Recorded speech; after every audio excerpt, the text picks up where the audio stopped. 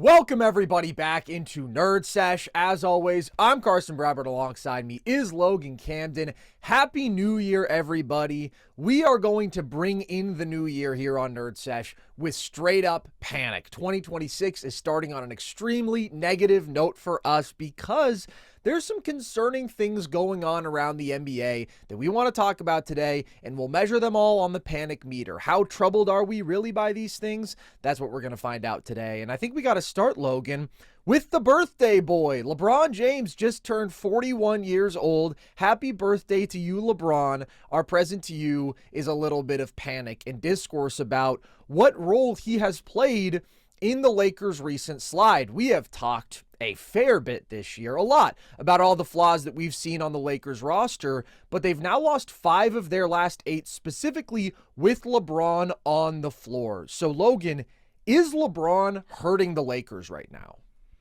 I think he is, and I think it kind of goes beyond some of the surface stuff.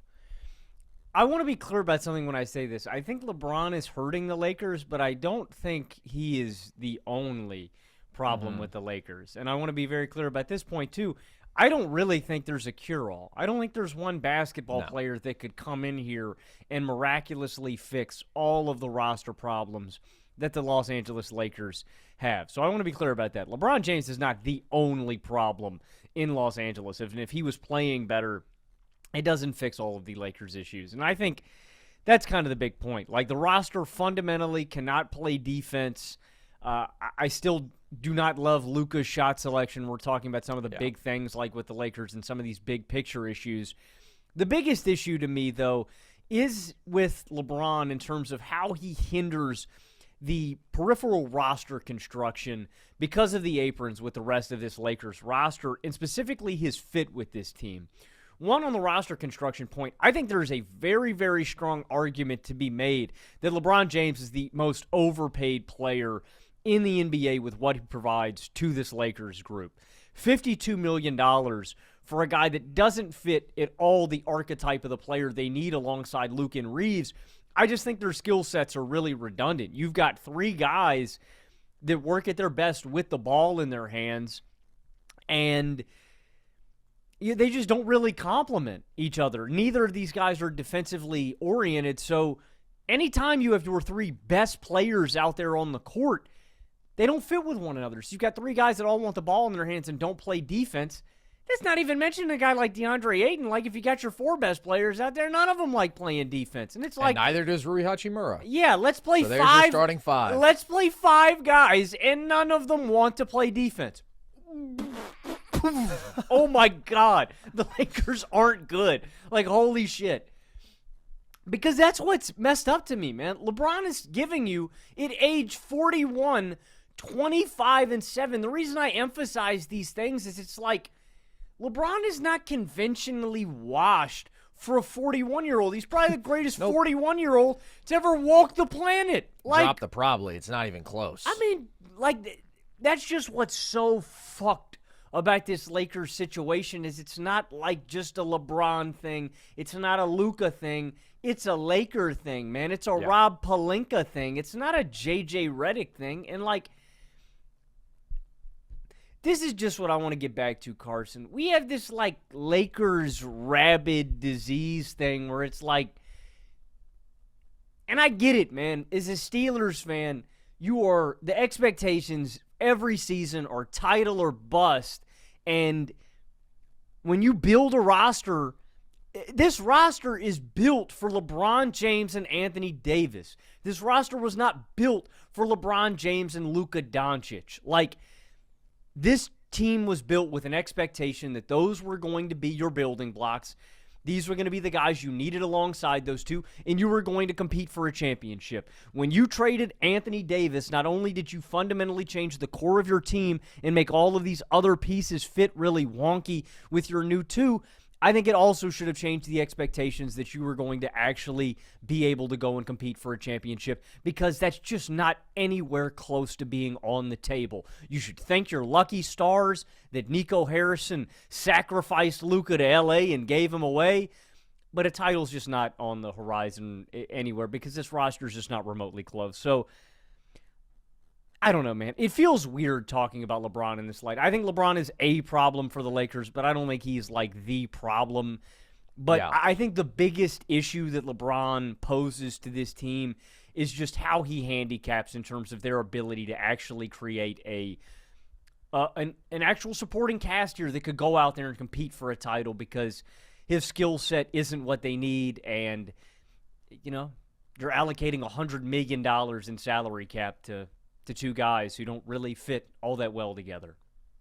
When you're talking about the shifting expectations, the point that I would make is this was not a well-built roster around Anthony Davis and LeBron. This was a roster that was horribly lacking in defensive talent then and athleticism then, and obviously they made their moves this offseason. They found DeAndre Ayton and they brought in Marcus Smart and Jake LaRavia and the things they could do on the margins to try to address the needs that they perceived on this team. But the expectation changing to the place where, oh my God, now we have Luka, we're going to go win the title, that was always unreasonable, because before they got Luka, the Lakers played a lot of mediocre basketball last year. After they got Luka, the Lakers played a lot of mediocre basketball last year. 2 years ago, the Lakers were like 19th in net rating. Last year, they were 14th in net rating. The reality is, the talent on this roster just is not close to what it would need to be for them to be an actual contender. There are also clear fit issues, and LeBron is part of that, but that truly is top to bottom. And we've mentioned these things so many times, but what I think is really unfair that some people are throwing out there is the notion that the Lakers, without LeBron, were going to be some well-oiled machine contender, and then he came along and ruined everything. That's complete nonsense, because this roster is thin. It is a horrific defensive roster top to bottom. They're badly lacking athleticism, et cetera, et cetera. They do have these redundancies with the three ball handlers, which is not any one player's fault. It's just, like you said, not complementary. You are not maximizing the talent you do have on the roster, and the talent you have on the roster is very, very top-heavy and ultimately strong in some redundant ways and very much lacking in the same ways that just make you worse and worse in those areas. And I think there are a number of things that have gone wrong when the Lakers have been bad this year. Luka Doncic, in losses this year, has been bad. Most of their losses have been the Luka games where it's like, oh yeah, he's taking all these step-back threes and he's just not hitting them. Maybe he's facing a good perimeter defense that's speeding him up a little bit and athletically stressing him, or maybe he's just playing sloppy. But in their losses, he's giving you 5.3 turnovers a game. He's down at 57% true shooting, mostly because of bad three-point shooting. He's down to 28 points and 7.5 assists per game. So your best player playing badly has been a problem in your losses and has been a problem in this recent slide. Their team defense overall has been disastrous in their losses. And this is why, for so long, we've been saying this team is not as good as their record. They are fundamentally flawed. They're 16th in net rating now, and all of these things were eventually going to come to light. They're just not a very good basketball team, and I don't think they ever had the potential to be, at least in terms of like a legit contender title threat. It's really just the defense being as horrific as it is, and the depth just not being good. But LeBron has definitely struggled in some key areas that have hurt this team. Some of the numbers right now are crazy. I mean, in terms of on-off swing, their net rating is 10.5 points worse with LeBron on the floor right now. That small sample size, that's going to change. I do not believe that LeBron is at all hurting this team to that extent, nor do I think LeBron is actually a negative to this team, especially in this stretch now with Austin Reeves out with injury for a bit. I think they really need LeBron as that second high-end offensive creator. The point you make about him holding them back just in terms of the money he's taking up, limiting the sort of players they could maybe fill in this roster with, that's a good point. I will say he's overpaid. I don't think you can argue he's the most overpaid player in the league when Paul George is making the same amount of money as he is, but he's clearly not delivering over an 82-game regular season, $52 million in value. He's 41. The availability this year, obviously, he started hurt, and just the night-to-night effort isn't there. And he's also just flat out slipping as a basketball player. But there's three specific areas that LeBron is hurting this team right now in terms of his basketball performance. The two big ones that really stand out to me and concern me in more of a long-term context is the defense and the rebounding. Because as we've talked about, this is a team that horribly lacks point of attack defenders with their 2 starting guards, especially, who are just so bad there. Doesn't have any sort of good versatile wing defenders who can pick up the slack. Doesn't have a rim protector in terms of backline defense. They're lacking everywhere. But when you insert 41-year-old LeBron, who is really disinterested at this point on the glass, on the defensive end, more nights than not, he can turn it on and be solid, but he's had some really ugly performances. Again, he is just compounding the existing issues there. When he's on the court, the Lakers have a 124.4 defensive rating. That is 8 points worse than it is when he's off the floor. So the whole team defense is bad, but with LeBron on the court, it's been truly horrible this year. And by the way, with the big 3 on the court, they lost the minutes last year with their 3 stars out there because they were so bad defensively. This year, it's a small sample size. It's like 140 minutes. They have a negative 11 net rating in those minutes. The fit is just so bad with the big 3, and LeBron has been a part of that problem. The rebounding has just been so bad, and I think you really saw that, like the Christmas Day game against the Rockets, where they got absolutely brutalized. LeBron was one of the uglier guys in terms of letting them down there. DeAndre Ayton too, but they just got their ass kicked. When LeBron is on the floor, the Lakers have a 46.8% rebound rate. That is equivalent to the worst in the NBA, and he individually is averaging 5.4 rebounds per 75 possessions. That is a career low. So when you are playing this guy as your power forward, and alongside him you have Rui Hachimura, who is a bad rebounding small forward, and then you throw into the mix DeAndre Ayton, who can put up decent rebounding production, but we also know has the propensity to get his ass kicked physically in meaningful matchups, and again, he's just compounding the issues. So it really is those areas where it's like, is LeBron going to be locked in and impactful in a regular season in the way the Lakers would need him to be, or would need another player in that spot to be? No. And I don't see that getting better. Now, he does have the ability to turn things on a bit in just terms of that motor, and maybe we see that in April or March or whatever, but in December, in January, that's just not going to happen. And so he's going to continue to let the Lakers down on those fronts.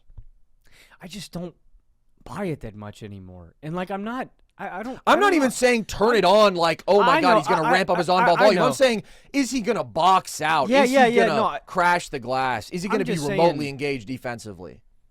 I'm just saying I'm letting that boat set sail, man. I am just setting sail on all of my Lakers contender stock, even remotely. No, and brother, you know I've never even held any. I'm just saying that. And neither of you, I don't think. I think that people should just let that go and accept that this year is just going to be a transition year for the Lakers, because you're not going to trade LeBron. LeBron has his family here. He's got his son on the team. Like, the guy is likely going to retire after the season. I can't put any stock behind that. And if he doesn't, he'll probably be a hired gun for like $30 million for a team for a season, and he'll play out, and it'll be his last ride or whatever. The bottom line is, like, the moves just aren't there for the Lakers. They are not anywhere close, and I can already tell what's going to happen. Carson, I don't know if it's going to be this month. I don't know if it's going to be February. I don't know if it's going to be March. There's going to be a stretch of 15 to 20 games where the Lakers play really well, and there's going to be a large subsection of NBA fans that all go, oh, shit. The Lakers are 9th in offensive rating over this stretch. They have won 11 of 15 games, whatever it's going to be, and then they're going to go, the Lakers are going to steamroll somebody in the first round, and it's going to be fool's gold. Because the only way the Lakers could do something this season, in my opinion, is if they traded LeBron, and I think a team would have to be a sucker to trade for LeBron, because you're going to have to give up somebody on a good contract who's probably just a better player now, and you have to give up Reeves. And still, I would look at the Lakers as like a major long shot, even if they were able to like swivel and make something happen. You're saying they would have to tear down everything around Luka in terms of the big 3. I don't agree with that. I think there is a vision here with a Luka Reeves backcourt. They've been good in those minutes. The offense is so dynamic. They just have to put a shit ton of athleticism and defense around them in the front court. But I think Reeves has been so good this year that even though I worry about him in like more physical playoff settings against super athletic, great defenses, we've seen a team build a contending roster with Luka and another great offensive guard by going all in on defense and athleticism in the front court. And I think there's enough there to where I wouldn't bail on that. But LeBron clearly is not a part of the future. I have an idea of a guy who I think, I don't know if you could, I haven't looked at this trade at all, so this is literally just me throwing out two guys. They're not going to make a trade. I don't even think it's worth discussing. If you could do this, would you do like a Reeves for Suggs straight up kind of deal, bro? No. Austin Reeves is just so much better. That's just sacrificing too much value. Perfect fit alongside a guy like Luka. Yeah, he'd be a really good fit, but I'm not prioritizing fit to that extent. That's just too much. You're losing too much value there. Logan immediately went into Lakers trade talk. I haven't even talked about the third area in which LeBron is struggling for this team right now. Big picture, you're making the right point. They just don't have the horses. They just don't have the personnel. It's been the same reality since preseason. They don't have the athletes. They don't have the defenders. They're a bottom 5 defense because they have a very bad defensive roster. They don't have the competitors and they don't have the athletes. It's just not going to happen. I'm not saying LeBron is going to in any way save them. What I am saying is I think LeBron can keep things from looking as bad for him individually, and he can keep them from having a 124 defensive rating when he's on the court by just locking in. And you're saying you don't see that happening, and I would agree on most nights, but I would also say LeBron last year started the year very slow on both sides of the floor. January, February, not only was he giving you this elite offensive production, he also was an above-average defender in that stretch. So he's another year older. The defensive roster around him is really, really bad, atrocious. I'm just saying I think he can mitigate some of the damage that he is currently causing, because we're not assessing at this point what are the Lakers capable of doing. We're saying how much is LeBron responsible for this? How much is he hurting them? And right now, I would say he's hurting them in an area where later in the year, he could be a neutral for a team that's still going to be a very bad defense and not a good rebounding team and all of that. But the other thing is LeBron's shot making. His jump shooting just has not been good up to this point. He hasn't got the touch. He's shooting 31% from deep. That would be his worst in a decade. He's shooting under 66% from the free throw line. That would be his career worst number there. Skip Bayless, probably in whatever basement he's shouting at himself, is probably having an orgasm over that right now. But I don't worry about LeBron's shot-making big picture.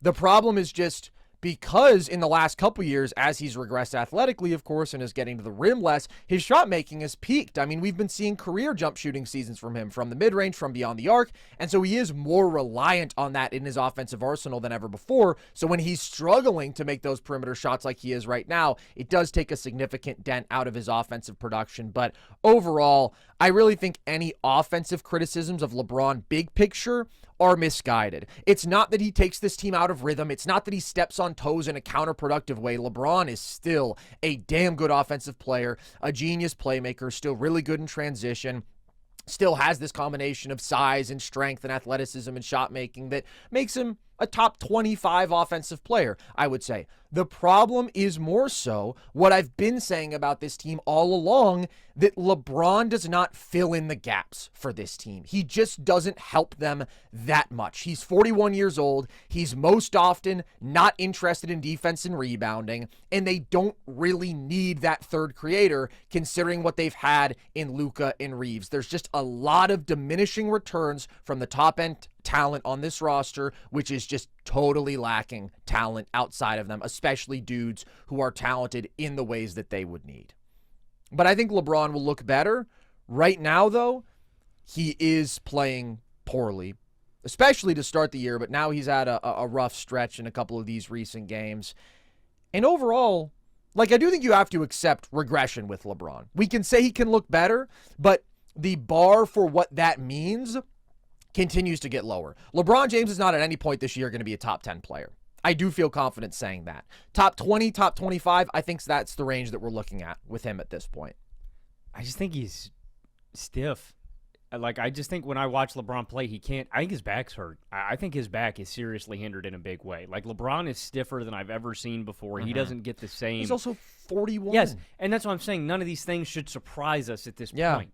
You know, he's 41. It's a miracle that this guy is still playing basketball. Think about any other 41-year-old you've seen on an NBA probably floor. Dead. Michael Jordan was relegated to jump shooting and post fades, and he was still giving you, 20 a night before Buddy got hurt. He didn't even play this long, but when he came 40, back though. with the Wizards, He was 40 his last season. Kareem was giving you 10 a night, when he was at this age. Vince Carter was giving you 10 minutes a night on the Hawks or the Grizzlies or something, man. It's like, it is an anomaly of basketball that LeBron can still do what he does, but when you just watch him out there, to me, it's all in the mobility. And that's why I'm even a little bit more skeptical about him. You're saying him kicking into a motor, and I agree. It's not even LeBron kicking into gear the way it was 7 years ago in Cleveland. It's not LeBron kicking into gear 5 years ago the way it was the bubble with Los Angeles. It is,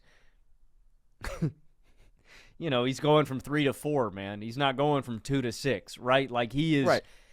He's kicking into lower gear, but the things that they need, what you're saying, I completely agree with. I don't think LeBron is physically capable of doing the things he needs to do and to physically exert himself, and it's okay. Just temper your expectations, man. I think this year's a wash for the Lakers. I would not be eager to pay LeBron no matter how many seats he fills or tickets he sells or jersey he sells. I don't really think it's worth it to even entertain that. But I do think LeBron will look better. I think he'll have a hot jump shooting streak. And the one area that I want LeBron to keep abusing when he is out there on the court, you can't stop LeBron in the post. That's the area where I keep wanting him to attack. Totally. He is so big, he is so strong, and he has such great touch on those little post fades. And he doesn't need to get a ton of lift to get those shots off. There are ways that he can still be really, really effective. Totally. Dude, it's that mismatch attacking, like you're mentioning, that combination of size, strength, and shot making that he does have. He doesn't have the shot making right now, but we've seen that in recent years. I mean, if he was shooting high 40s from mid-range like last year, and if he was shooting closer to 40% from three, which is up where he's been over the last couple years instead of 31%, that alone makes him just a noticeably more potent offensive player. And overall, still, across all self-created play types, LeBron is scoring 1.1 points per possession. So when it comes to him still leveraging those strengths of his that we're talking about, his control out of pick and roll, his strength and skill out of the post and out of isolation when he has a favorable mismatch, he's still been effective there, but it is a lot of the stuff on the periphery of the game. It is the down shooting stretch right now, but it's mostly the defense and rebounding stuff that's been a problem for this team and may continue to be a problem for an ultimately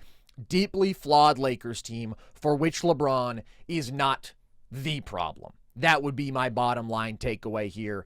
He has been failing them in ways in this stretch, but if you are just looking at their record without LeBron and their record with LeBron and saying again, oh my God, everything was going so great and was going to be perfect until LeBron got in there and messed it up on both sides of the ball, that's just not an accurate depiction of what's actually happening.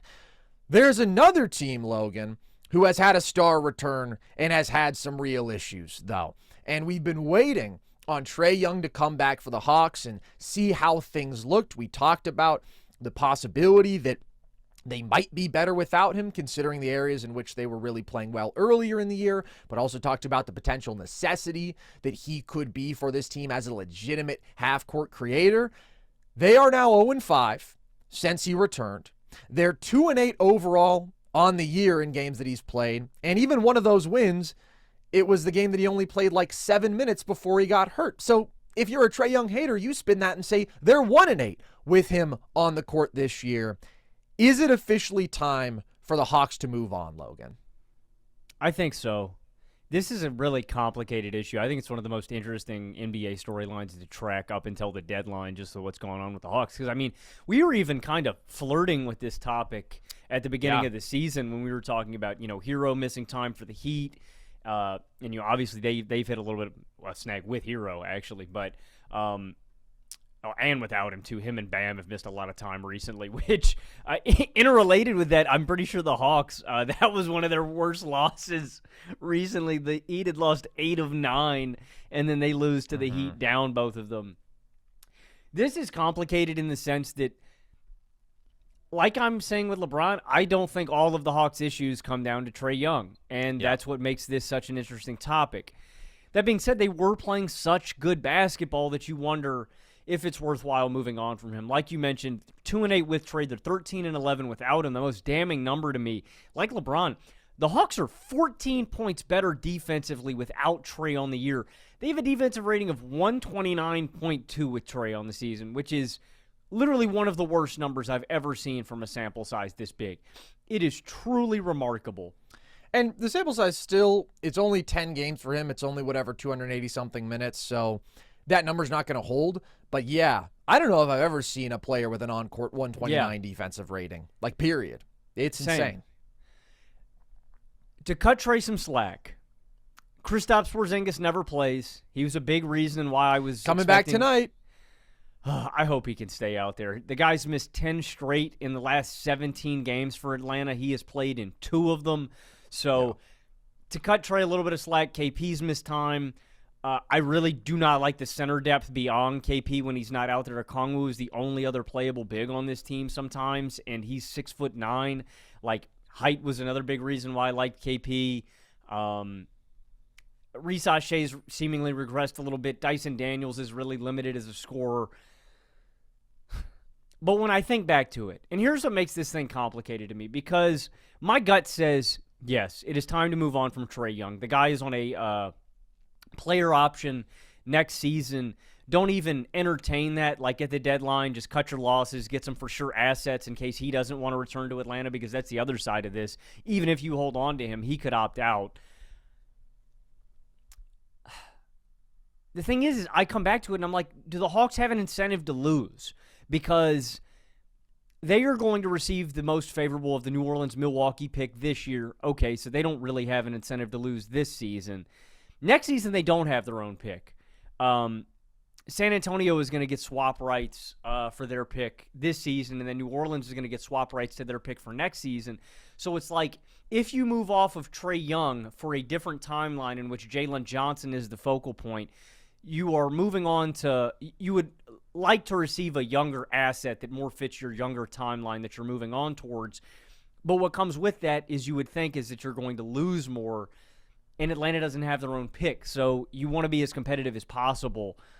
And the other side of this is I just don't know how much trade value Trae Young really has across the NBA right now. I don't really know, with how he's played this season and the fact that he does have a player option for next season, if anybody would really be willing to give you all that much to acquire him.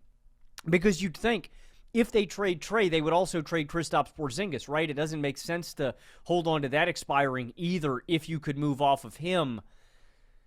I don't know, man. Don't think you can move off And of KP. speaking I don't of- think anybody yeah. expects him to be healthy for 3 weeks straight, unfortunately. Speaking of immovable assets, I don't know, man. It really seems like the Hawks are at one of the biggest crossroads in the NBA right now, and I don't think there's an easy answer to this.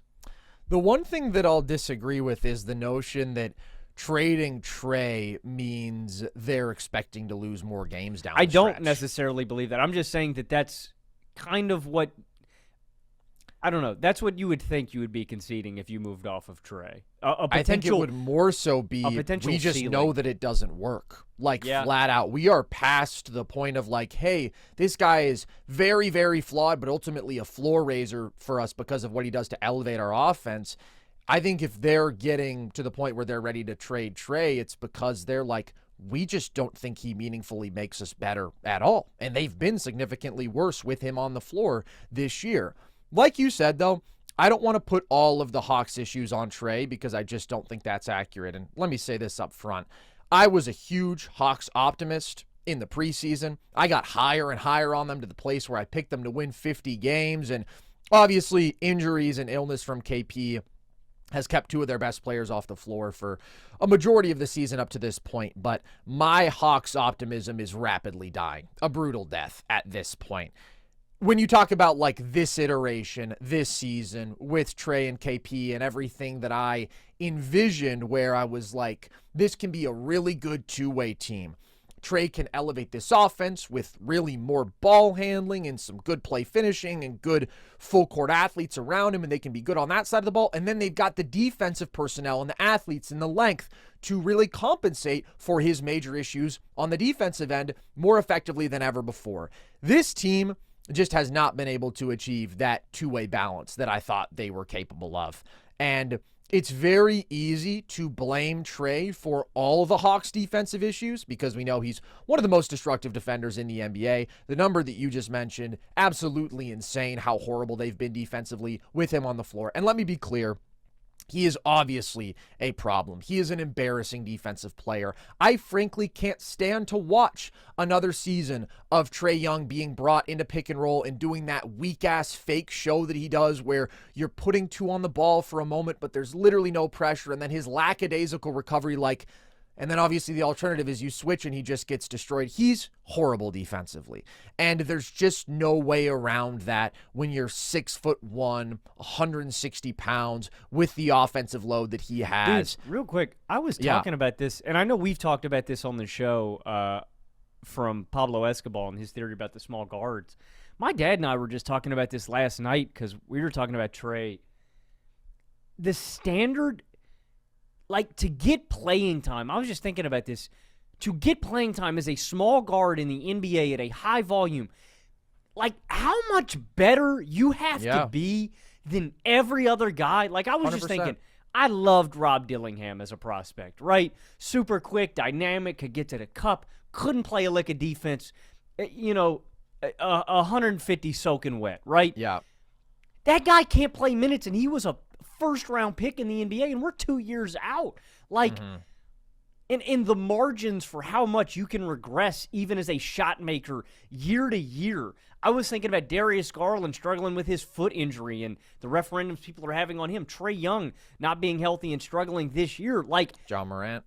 Yeah, and I was thinking about the fact that how consistent Steph Curry and Jalen Brunson, Damian Lillard for years. It's making me wonder, one, is Pablo just right?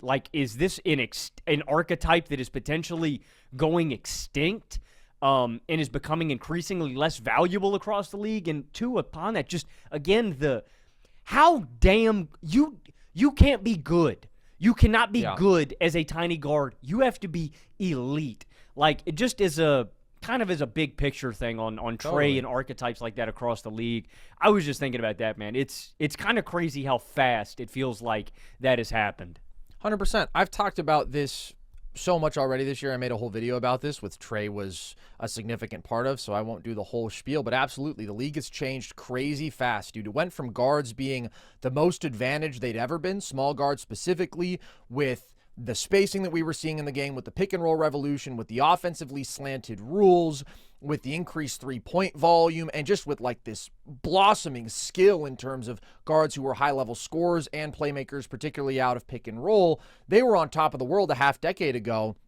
Now, defensive philosophies and personnel have gotten better. It is much less viable to just build an offense around a flawed, super ball-dominant pick-and-roll guy like a John Morant, like a Trae Young. All the while, those guys are getting more relentlessly attacked defensively as teams have really, really keyed in on mismatch stacking and overall targeting defensive weak points. So, that's always been the trend over these last couple years. That's always been what all these guys have to negotiate, right? We know what the downsides are. We know what the flaws are. Can the good outweigh the bad? Can they be that exceptional offensively?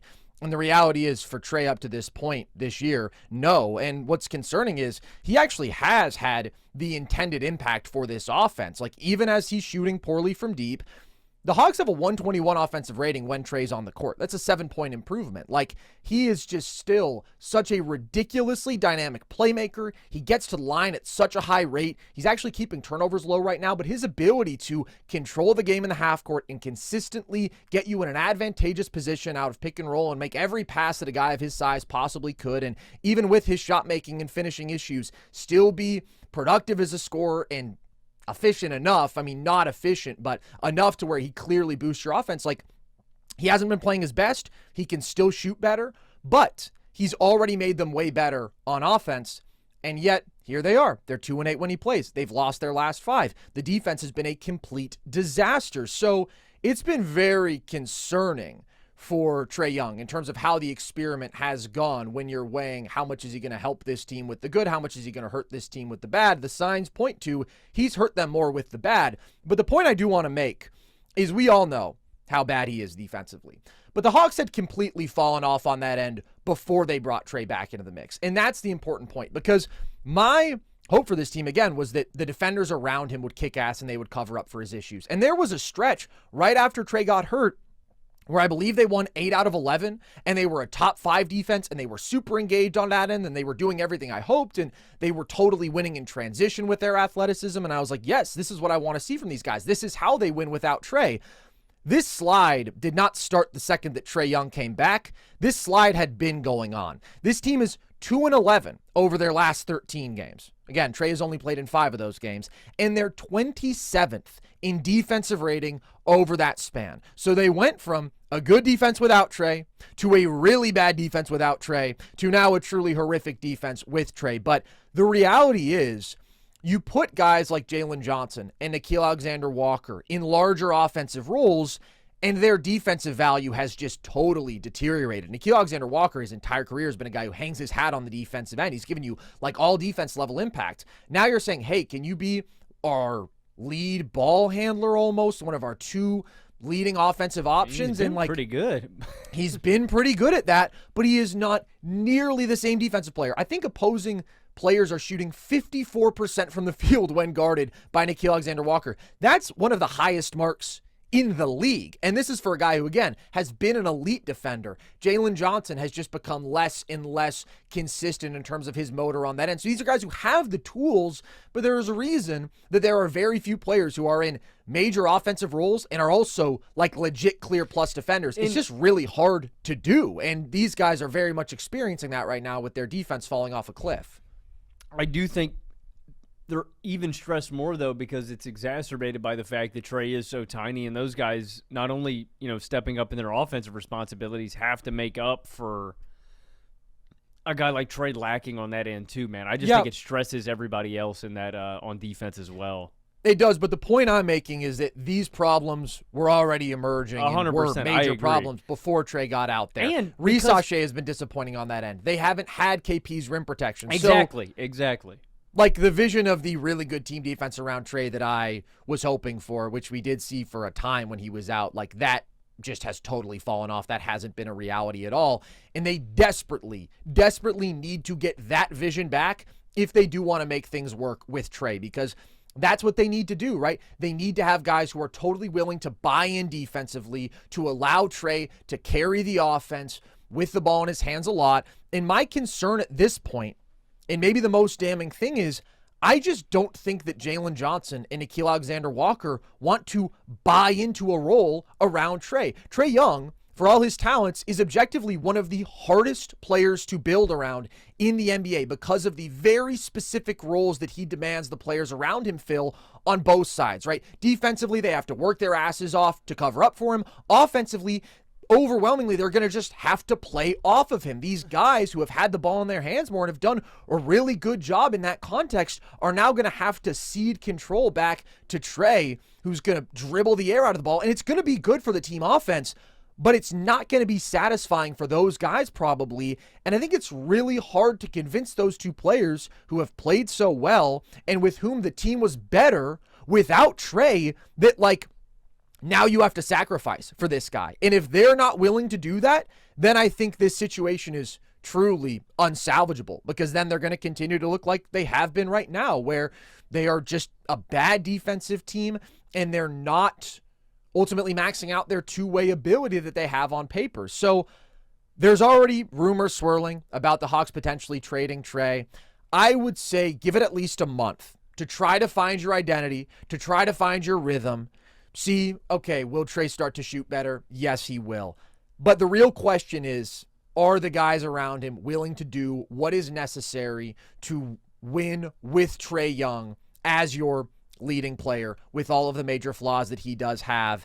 And the reality is time may have just run out on Trae. With this team, and maybe in the league for all the reasons we're talking about, which is another reason that I'm not rushing to trade Trae Young, because I can't think of a single team that would want him. Like, you have to construct things around him so specifically and acknowledge every way in which he is going to ultimately be a deeply flawed player. It's just not an appetizing proposition.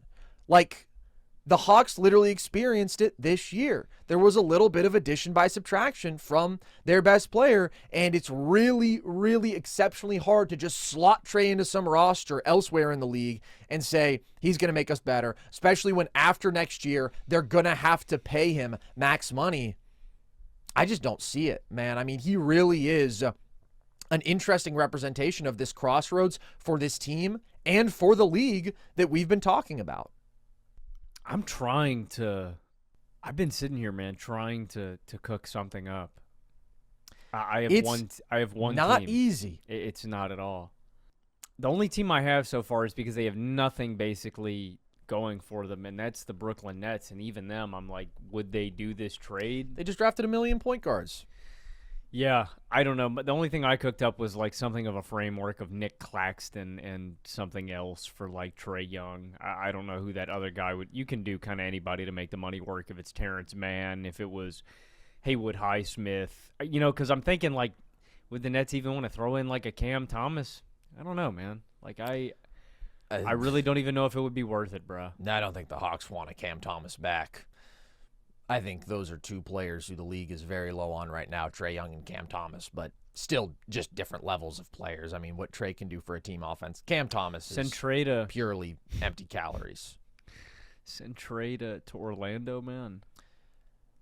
For who? What contracts are going to make that match? Nothing. That would be gross. They'd be the grossest team in the NBA, honestly. No, I just don't think it's going to happen, because as good as he is as an offensive floor raiser, you always know that he is going to have a low efficiency ceiling, right? He's probably going to be at or even below league average true shooting, because he's such a small guard who struggles to finish among the trees. The three-point shooting, he has all the range in the world and he can have the volume, but it is erratic, and he often does shoot around 34% from three. He's a bad isolation scorer who has specifically run into issues against super big athletic switching defenses. He can just struggle to actually create an advantage for himself on an island. He can struggle mightily to do that. He's usually going to be a really high turnover player. He's usually going to be super ball dominant, which again is going to make it difficult to max out like other ball handlers alongside him. And even this year, he's been off the ball a little bit more, and he's been better protecting the ball. And we'll see if he can keep those two things up. I do think that makes Trae a better offensive player, but then you have the horrific defense that is truly inevitable here. So I was optimistic about the vision for this team. Not so much about Trae in a vacuum, but just that he could boost this team in the areas they needed, and they could compensate in the areas that he's so badly lacking. And I just don't think it's going to happen. I think this team is looking to the future at this point, and the good news is you're getting that sweet, sweet Pelicans pick. Jalen Johnson is a monster. This guy's averaging like 23, 10, and 8 on 65% true shooting. He has been so impressive. Nickeil Alexander-Walker is on a great value contract, and I think that's really what this team is focused on now. Can you get a top 5 pick to pair with this core to solidify the vision? Maybe you get really lucky and you get a Darryn Peterson and you get a lead guard who is like the epitome of everything that Trae is not, right? He is somebody who is a big athlete, who can totally hold his own defensively, who is really effective playing off the ball. Kind of that idealized vision of not the small, super ball dominant, pick and roll reliant guard, but just a really good do-it-all guard who is still that lead offensive creator. The Hawks would have one of the brightest futures in the NBA, I think, if they can hit on that. So it's really not like, oh man, it's over for the Hawks. It's really, oh man, it's looking like it's over for Trae. Yeah. I have one trade. Okay. Sabonis. Bro, these are the grossest trades ever. No, the Hawks would never do that. Atlanta, you want Domantas Sabonis. You know, both sides have to agree to the trade. You want Domantas Sabonis so You're throwing bad. out trades that would drive both fan bases to self-harm.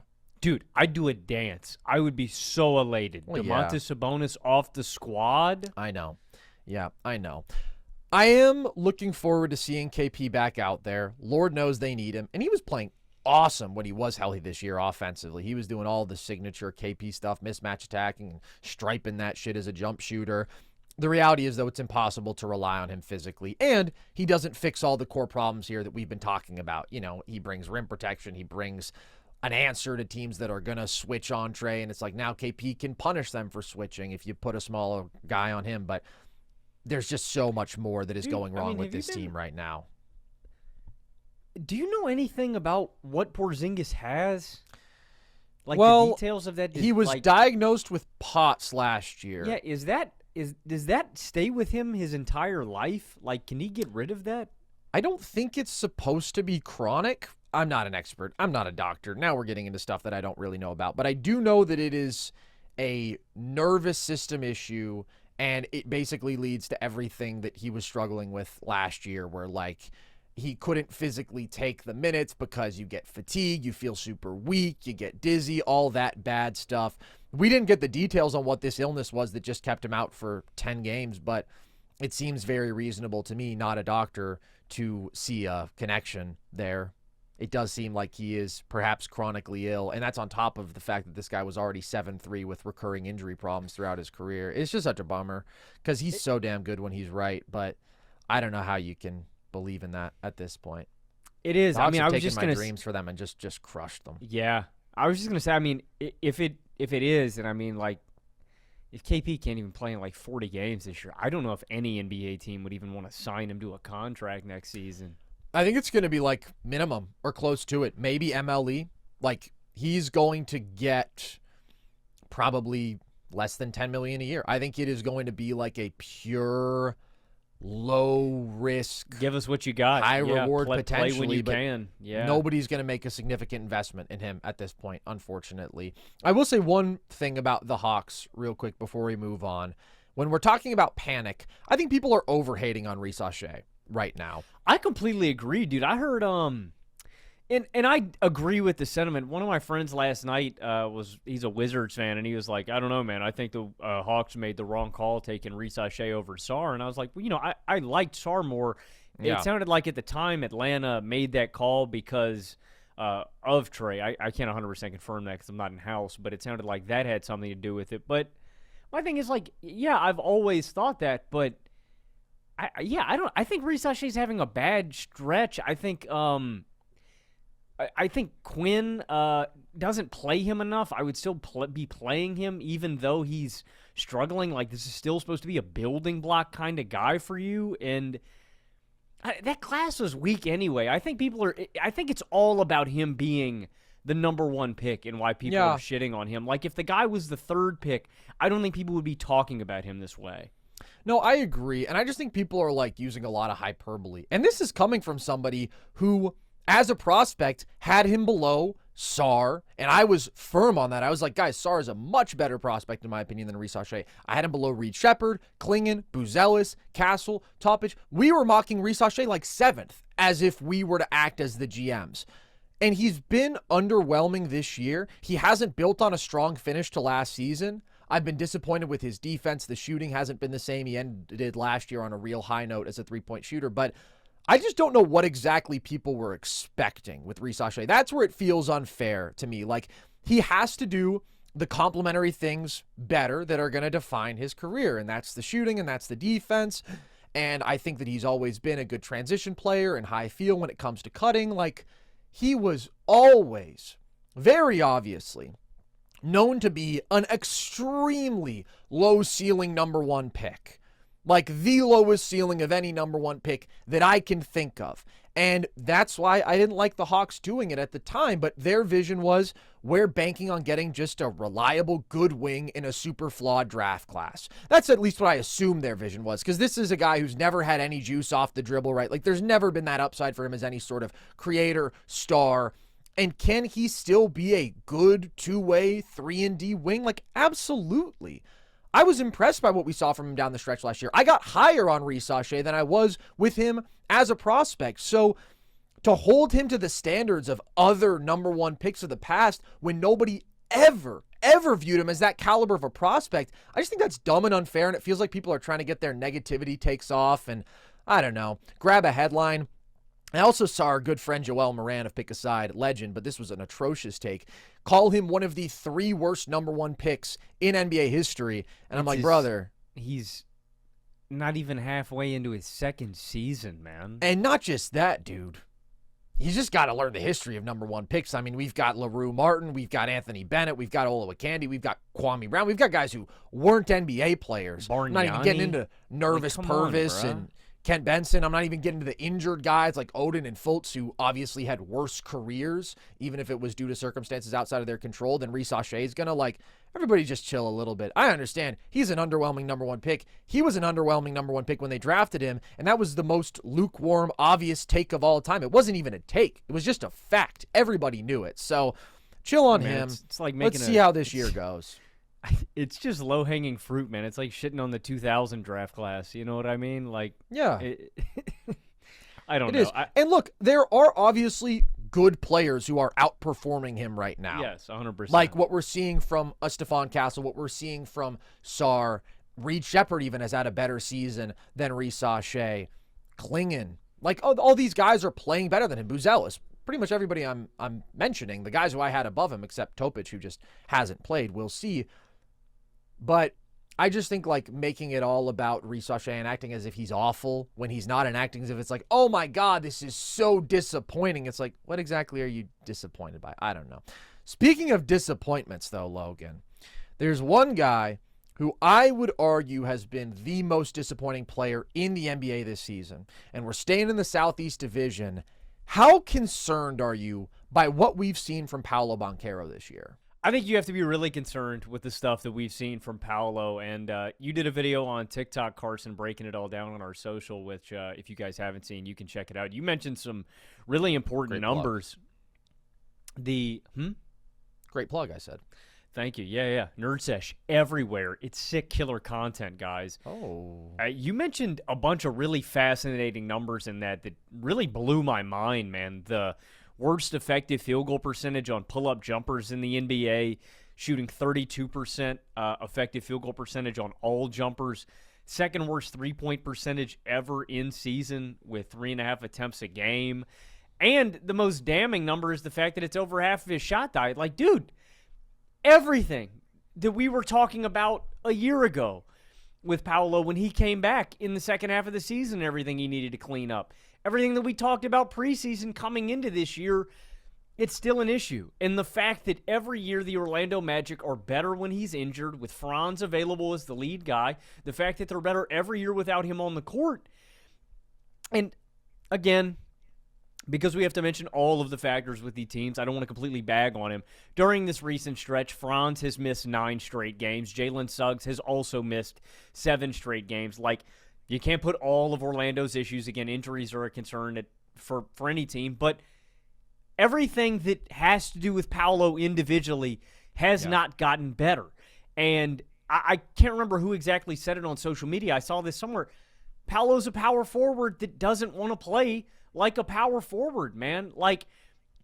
And you mentioned this in your video too. When he does get downhill, he gets fouled. When he does get downhill, he's a fucking monster. He is. Yeah. That's what is so frustrating about Paolo, is that the dude is 6'10", 250 pounds, and he is really effective. He's a bull in a china shop when he does get downhill, and he just doesn't do it as often as you want him to. It's so ironic to me, Carson, that the guy that everybody compared him to pre-draft in the process, the guy that you look at and you can just see when you watch him, Carmelo Anthony, a lot of these same issues, you look at Paolo and you go, damn, he's got the same ones. I'm just frustrated, man, and I don't know. I didn't want to hit the panic button last year because I thought it was too soon. I don't think it's too soon anymore. I am not only hitting it, I am hammering the panic button. If this was deal or no deal, man, I'm flipping up the plastic button. We're slamming it. I'm just there with Paolo, man. And I'm wondering if it's time for us to have some uncomfortable conversations. Is it time to trade the guy, man? Is it time to... I don't know. I don't know what you do with Paolo, man. We just have too much data, I feel like, for us to not draw conclusions. I agree with you there, man. There's always a point with a young player where you have to cross over from envisioning what you think they possibly could be down the line and accepting essentially what they are. I'm not saying Paolo is a finished product, but he is in year 4. We're not in year 2 now. We're certainly not looking at rookie Paolo and saying, okay, yes, these are all the areas in which he's playing immature basketball right now, but think about what he possibly could be if he fully embraces doing the real power forward stuff, right? Playing bully ball out of the post and maybe even becoming kind of like a screen and roll threat and what he could do as a short roll passer and all these things that I was optimistic is kind of unique blend of athleticism with skill upside could lead to in the NBA. I can't bank on those things when nothing ever has gotten better with him. I mean, it's so disappointing. And I do think the most concerning thing this year is just how bad the jump shooting has been, that this guy is having the single worst volume jump shooting season in NBA history. The numbers you mentioned, I mean, an effective field goal percentage of 26 on pull-up jumpers is truly unfathomable. Truly, absolutely disgusting. There are 102 players who have taken at least 75 pull-ups. Paolo isn't just dead last, it's not remotely close. Next worst is Ja Morant, who is having a famously horrible jump shooting season, whose shooting splits everybody's been laughing at all year, who is as cooked as anybody in terms of a fallen star. And Ja is still 6 percentage points better on pull-ups than Paolo Banchero. He is completely alone in how horrific it's been. 30% from the mid-range, 23% from deep. What's so crazy is his shot selection has actually improved. His shot selection is still bad. He still takes too many of these jumpers, but compared to last year, he's cut down on the long twos. He's cut down on the pull-up volume overall. I mean, it used to be that he was taking way too many pull-up jumpers, and now he's still taking too many. But the problem is, if his shot selection has gone from an F over his first 3 years to a D this year, right, it still shouldn't be 55% of his total field goal attempts are jumpers, even though that number is skewed a bit by the fact that free throw attempts, which are produced by drives mostly, don't count as field goal attempts. But it's still too many jumpers when he's shooting this horribly. The shot selection may have gone from an F to a D, but the shot making has gone from a D to an F minus, historically awful. And the reality is, Paolo has always liked those shots way too much. He has always been an extremely inefficient jump shooter. Over his career, he's 39% from the mid-range, 31% from deep. And the reality is, by year 4, we should be seeing progress with him as a jump shooter if it's ever going to happen. We certainly shouldn't be seeing regression. And I'm not saying he's going to shoot this horribly as a jump shooter all year, but what I am saying is Paolo's a bad jump shooter. The mid-range numbers show it. The three-point numbers show it. The free throw shooting even shows it. And I know that when we talked about him a couple years ago, earlier in his career, you were very optimistic that he was going to become a very good jump shooter. That's just not going to happen now. And so we're at a place where it's like, as long as that is a significant portion of his shot diet, even if he cuts down on the shot attempts a bit, like he has from last year to this year, he is so horrible at them that it drags his whole scoring and offensive game into the mud. Because, as you said, dude, nobody gets fouled on a higher percentage of their drives than Paolo Banchero. He is a free throw rate monster. He has been a really good finisher at the rim this year. He makes 70% of his shots in the restricted area. Like, he is a problem. He is a tank coming downhill. But the shooting is so truly abysmal that you're looking at a guy who's averaging under 20 points per game. That's career low in terms of scoring production on 54% true shooting, which is absolutely disgusting. That's 4 percentage points worse than league average. It's the worst efficiency of any player who is scoring as many points per game or more as Paolo is this year. So all of these flaws are still so damaging when it comes to him actually being a refined, impactful player, not a theoretical talent, but somebody who actually drives winning, that the result of who Paolo is right now is this high volume, extremely low efficiency, bad decision maker, god-awful jump shooter who takes too many of those shots, still a negative defender. It's so incredibly disappointing because that is just not an impactful player at all. We're talking about like how do you build a team that can really win around Trae Young right now with all his flaws, right? And it's like, oh, you need a great play finishing big and a bunch of shooter and some ball handling alongside him, but not guys who are going to step on his toes because he can't play off ball, and you need a kick-ass defensive team, and it's like, damn. So you need to have everything perfect around him. How do you actually do that in today's NBA? I'm looking at Paolo, and I'm like, what the fuck does a winning basketball team look like that is built around Paolo Banchero? I cannot envision it. He is simply too bad at the things that he needs to be good at. Like, there's really no other way to put it. In the areas that we were hoping for growth, right? As a rookie, I was like, that's intriguing passing.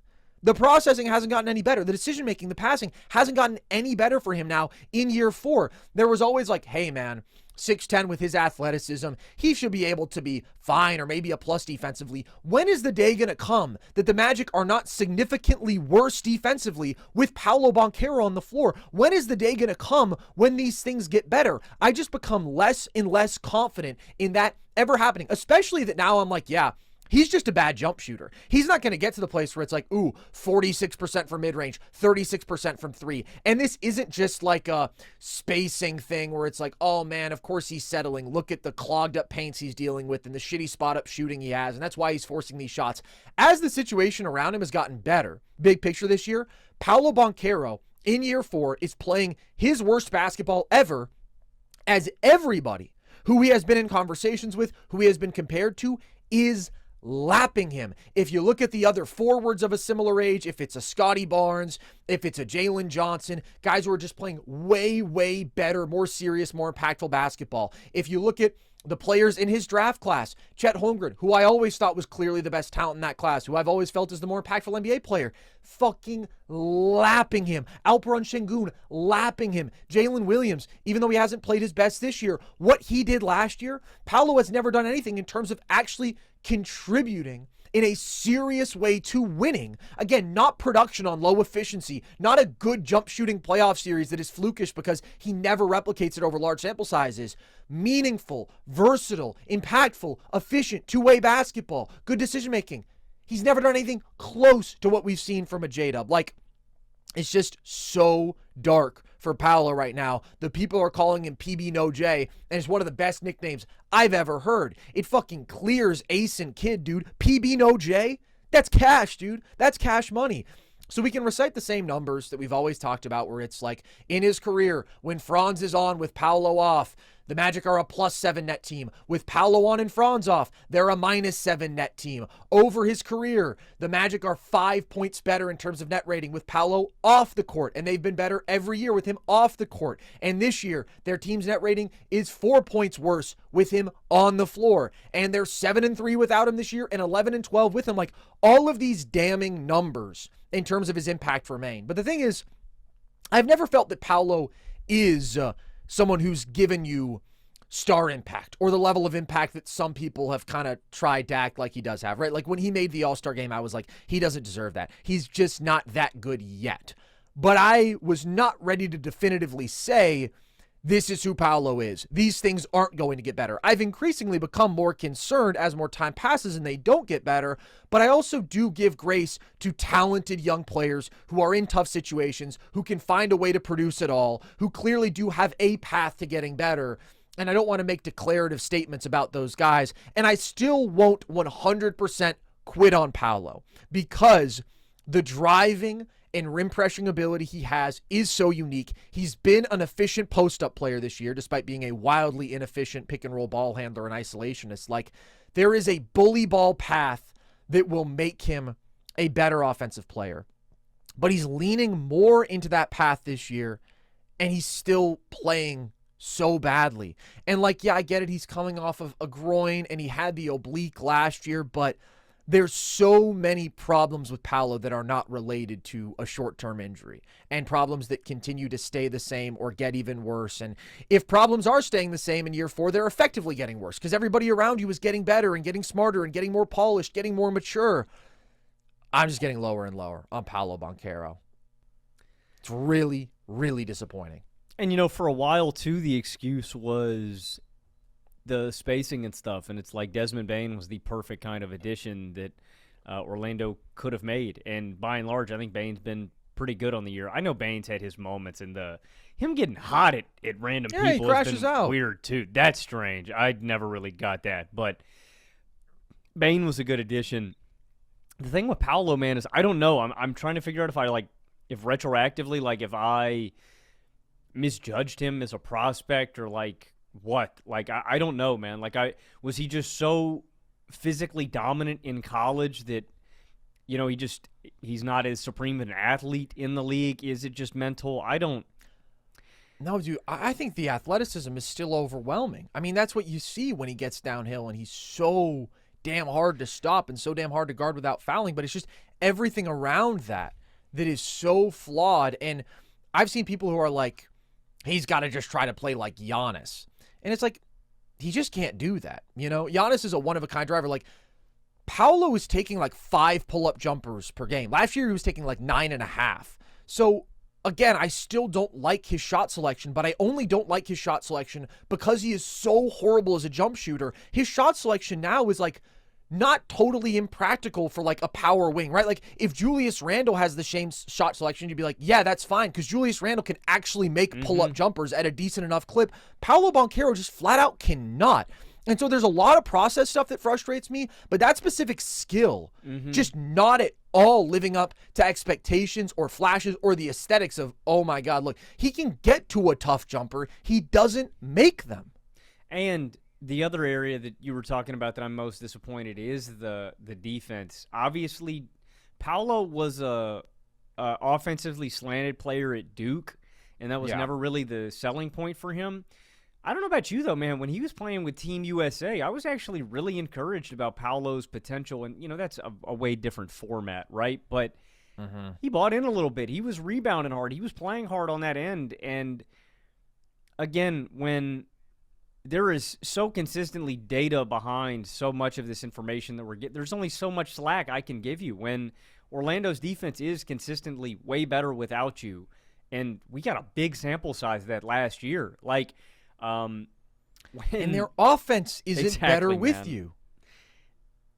It's we can talk about the situation, and yet Franz has always been able to be a connected, positive contributor to an elite defense, and has been able to lead them to at least the same offensive results so much as Paolo better does. Without you, man? Why can Anthony Black and Desmond Bane get going? It's just, I know it has to be not only frustrating for us who analysts and people who like watching the game, but Orlando fans, man. It's got to be a gut punch, dude. This is supposed to be your guy, and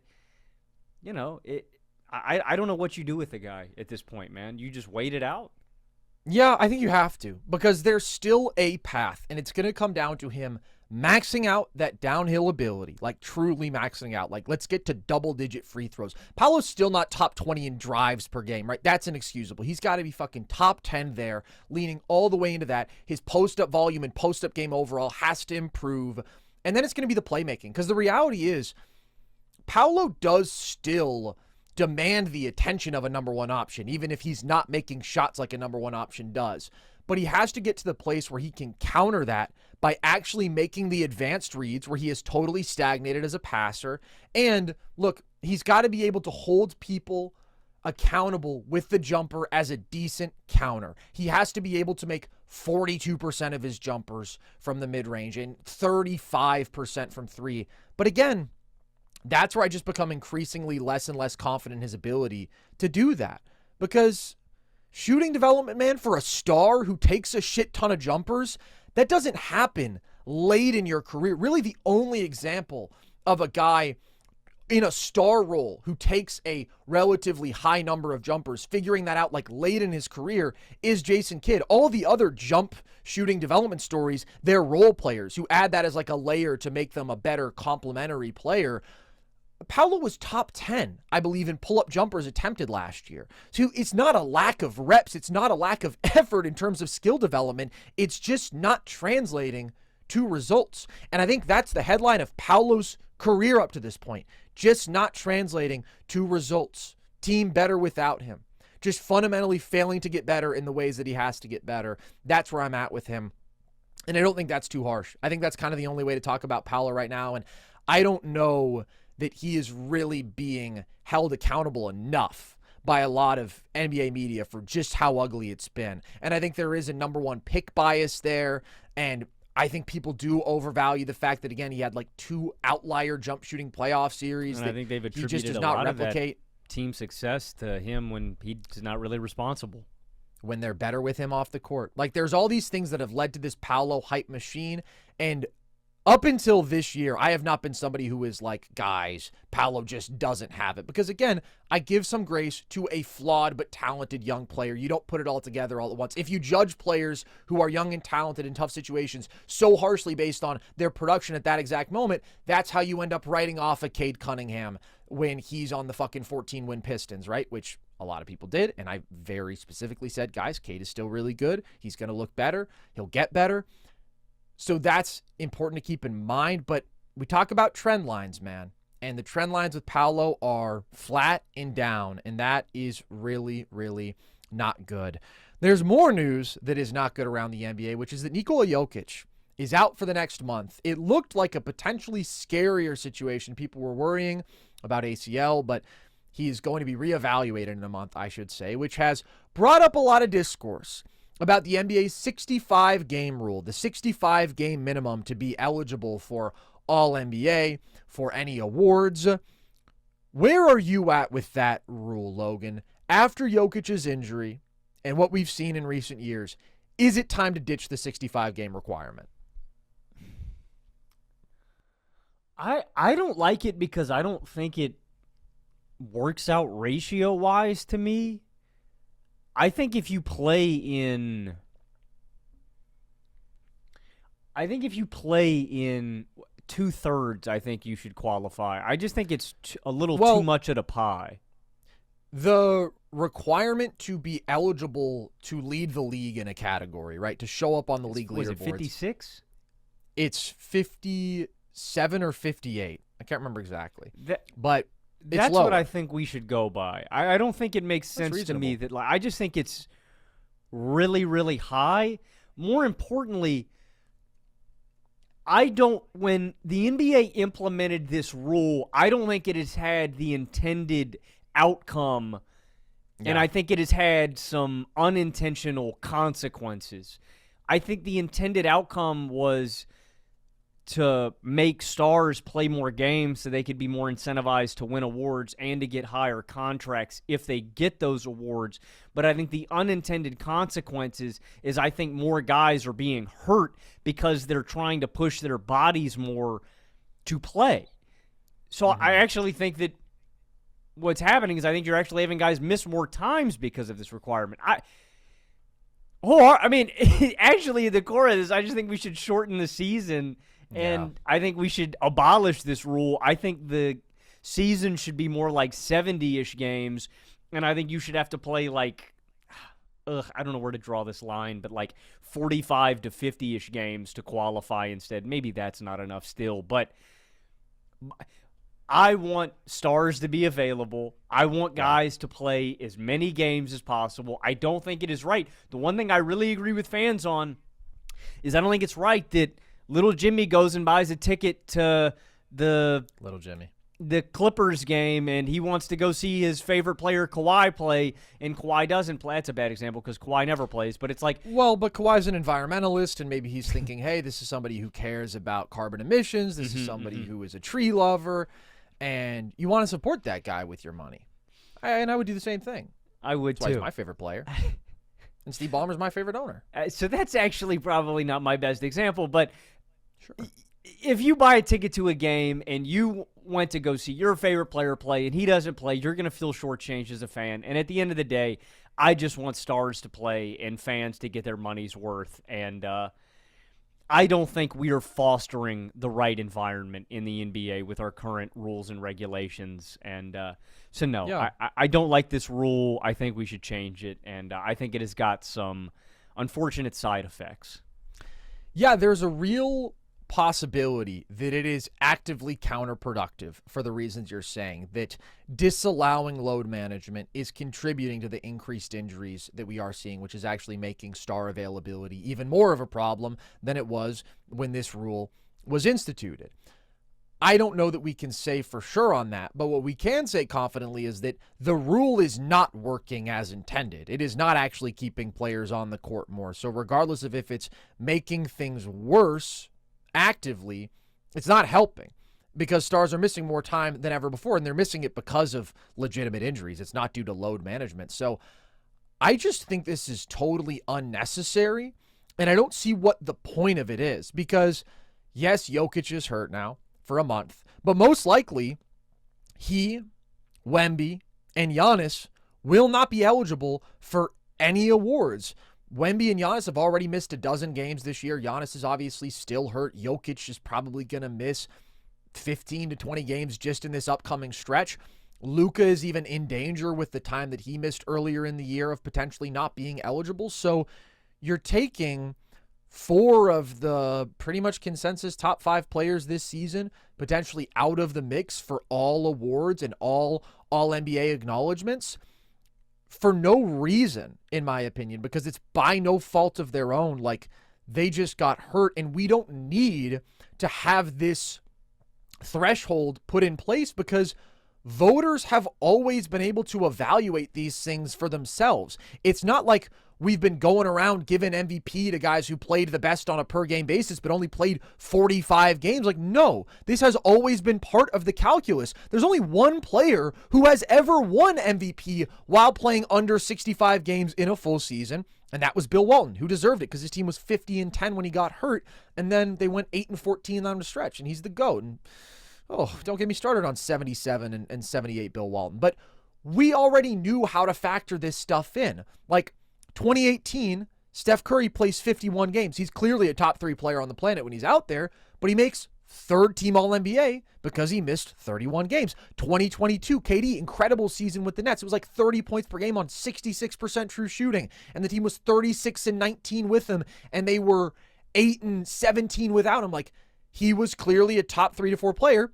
He makes 2nd team All-NBA, though, because voters adjusted for their absences. And they said, yeah, on a per game basis, they may have been MVP level valuable or top 3-4 valuable, but overall, they're going to be 2nd team All-NBA or 3rd team All-NBA because they missed time. Like, we don't need to be told, hey, if a guy didn't play 65 games, he can't win MVP, because that guy wasn't going to win MVP anyways. But why does it have to be all or nothing? This is a great take. I just wanted to say, think about some of the alternatives now we have been left with. I know that All-NBA isn't positional anymore, but it's like, holy shit, dude. Look at how you've shrunk the pool for front courts now. It's like, if our All-NBA teams aren't going to have Wemby or Jokic, why do we, and if they play, and I'm not saying if they play 30 games, obviously they shouldn't be on there. But if they play 55. Exactly. Why wouldn't they? Obviously deserve to be on an All-NBA team. What was it, correct me if I'm wrong. Was it 2 or 3 years ago when like KD and LeBron both missed time? They both ended up with like 56 or 57 games, and they all almost unanimously on boards ended up being all NBA 2nd or all NBA 3rd team because they had earned it. KD put up like 29, 6 and 6 on like a ridiculous 60% true shooting. Like, LeBron missed time that year too, man. and he made 3rd team All-NBA. I would have felt both on All-NBA. I would have felt wrong putting out my All-NBA graphic that year and having, I don't know, man. Like, Scotty Barnes, and it's like we need to thin the pool more when It's Hallie's dumb. out for the year, when Tatum's out for the year, when Kyrie is out for most of the year, when Damon. I'm not saying those last couple guys would have made it anyways. They probably wouldn't have, but it's just like we're taking more and more stars off the table unnecessarily. And now we're adversely affecting accolades and we're adversely affecting NBA history. And Logan, that I won't stand for. Because even though I don't really care about accolades and I actually don't use them in my evaluation of players all time whatsoever, because my whole thing is I don't need other people's opinions to inform my opinion. I can just form my own, But nevertheless, I like picking my own All-NBA teams, even though I don't have a ballot, obviously. Like, it's kind of a fun way to keep history from my own eyes, and obviously the award stuff. Like, these are really fun debates, and it is a meaningful measure of a player's greatness, even if it's flawed. And now we're just like affecting it in a way beyond the natural system that was already in place. And for players, you're fucking up their money. Exactly, Logan. That is exactly where I was getting. Now, if a guy plays 62 games and is clearly All-NBA level, and look, it doesn't matter for guys who have won MVP like Jokic, say guys who already have the max contract. But it's like a guy who is trying to make his first All-NBA team and misses it purely due to injury because he missed 3 more games than is allowed, or could be literally 1 more game than is allowed. Obviously, there's no exceptions. Like, that is taking tens of millions of dollars out of his pocket. I already think the way that the NBA does salaries is dumb, and I understand it's a hard cap league, and so you have to like set these limits on what a max can be for each player. Personally, I just think like in an ideal world, and maybe this isn't possible because of player egos, a player's value should just be dictated by the market. You know, you can have an utmost max contract, but all these different escalating maxes of this guy can only make 42 million, whereas this guy can make 75 million as his max. Like, shouldn't you just pay a player what it's deemed they're worth? I understand the NBA wants to create these systems where like it's easy to retain players, and also what happens is if you have a player who is within the same stratosphere as another player, they want to get paid what that guy got paid, and they actually want to get paid $1 more, so now they have the record, right? And that is ultimately just a challenge for team building. But all I'm saying is I don't think players' contracts should be tied to media voting anyways. But now it's tied to this arbitrary limit in the already arbitrary media voting process, when that really has nothing to do with how valuable and how good a player actually is. So, look, I don't knock the NBA for trying it. They saw a problem with stars missing games, and they thought maybe this is a way to address it. It's not. It doesn't work. If Wemby plays 64 games this year, he'll still be the most valuable defensive player on the planet. Like, that is true. But if Jokic plays 64 games this year, it's not that he's going to get robbed of MVP. Jokic playing 64 games is not contributing more total value than Shea playing 78, right? So it's not that we would just be going willy-nilly giving awards to anybody who misses a significant amount of time. Again, we've always known how to do this. We've always known how to regulate this. But is Jokic still first-team All-NBA if he misses 64 games? Yes. Like, there's a middle ground. There's a rational way to just fucking intuit this. We created a solution for a problem that did not exist. Well, the problem existed in terms of players missing games, but this wasn't the way to address it at all. And there was no problem, I agree, in terms of voters weren't like mystified and baffled by, oh, what do I do with a guy who missed some time? That's always been something that people can handle. That's stupid. For the Nuggets, how are we looking at the panic meter? Can they survive this absolutely brutal injury luck? Because it's not just Jokic. They're down 4 starters right now. It's everybody but Jamal Murray who's out of the lineup. It's just how far do they free fall, you know? Where are they going to end up in seeding at the end of the year is really the big determinant. Who are they going to draw? And what side of the bracket do they end up on? That's kind of the bigger thing, right? Because it's kind of almost presumed that OKC is going to end up with the first seed. But if you fall out of 2 or 3, that in turn means that if you're in that 4 or 5 spot, you are going to most likely play OKC in the second round, which does change the calculus and just means that you better be ready to go second round, because that's effectively, in my opinion, going to be the Western Conference Finals. I think that's all kind of the big deal about this. And, bro, it's just crazy losing all those. Not only Jokic, right? Yeah. Jokic can make up for everybody, but everybody at the same time, Gordon, Brown, Jokic, like Cam Johnson. It's crazy. It is crazy. And this is already a team that's been thin on depth. Thank God they have the bench in place that they do, to where, you know, you can have these guys step in and at least have like a starting caliber 5. But yeah, I just hope they can somehow end up in that 2 or 3 seed and they don't fall too far to where that's at least on the table for them. But this is brutal, man. The hope is that Christian Brown and Aaron Gordon are going to be back in about a week. So that's going to do a lot for them, because they absolutely just need more like actual good starting caliber players. But Cam Johnson and obviously Jokic out for at least a month. Like, that's when they're going to be reevaluated. That's going to be rough, man, because even though this is the best top to bottom roster the Nuggets have had in the Jokic era in terms of depth, and they've won the non-Jokic minutes this year, which was unthinkable in recent years, I don't think they're going to win the non-Jokic, Gordon, Brown, Cam Johnson minutes, you know, going up against starting lineups. Like, that's really fucking tough. And that's where I feel for Jamal, because there is so much on his plate right now. He's going to be asked to be a lead offensive creator in a way that he's shown more flashes of being this year than ever before with his playmaking with and without Jokic. Like, he's been really awesome offensively this year, but it's just a lot on his plate. And this is really his chance to make his all-star case for the first time.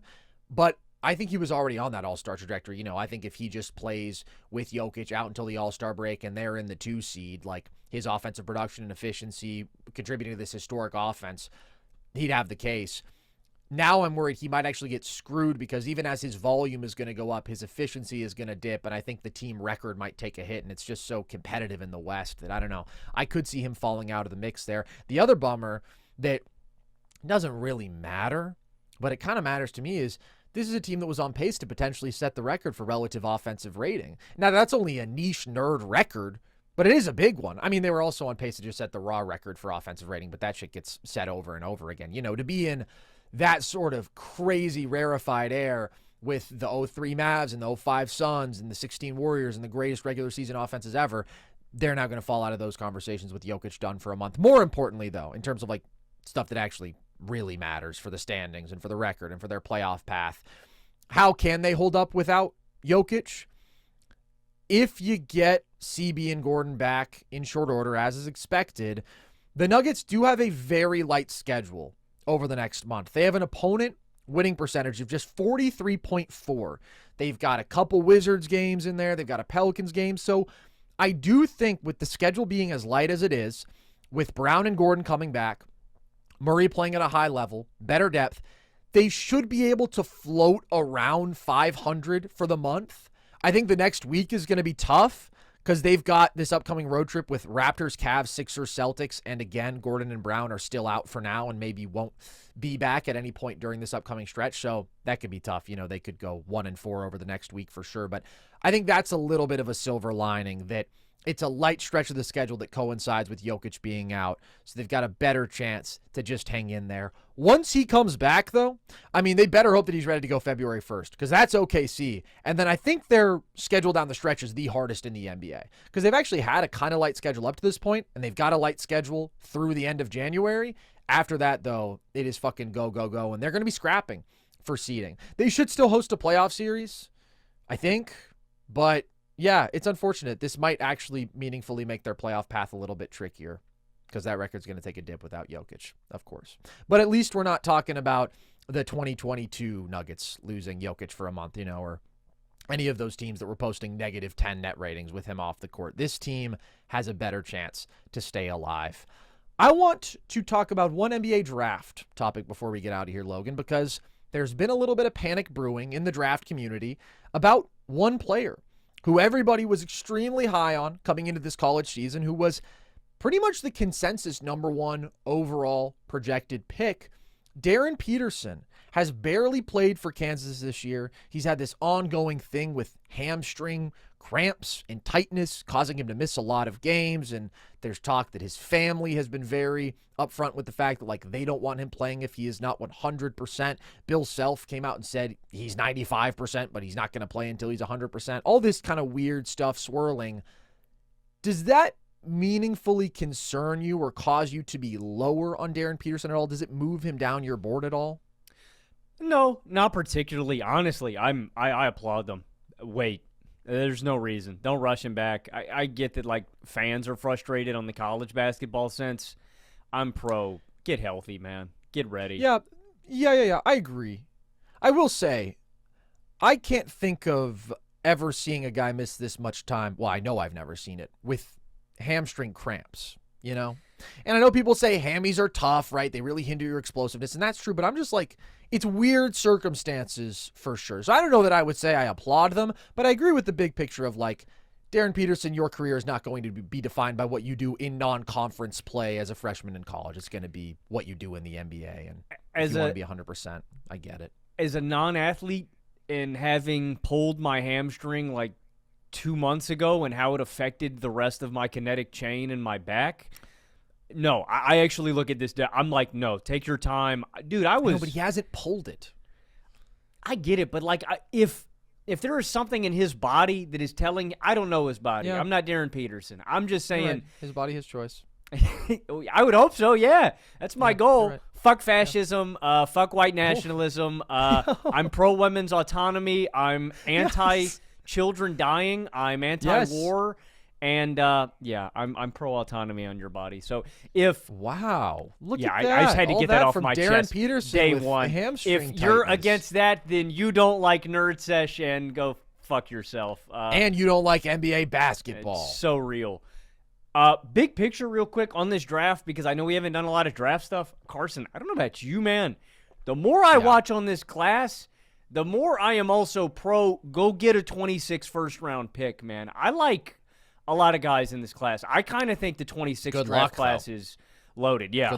Good luck prying him out of somebody's cold dead hands. You know, there's only one Joe Dumars. He's only got one first round pick to give away.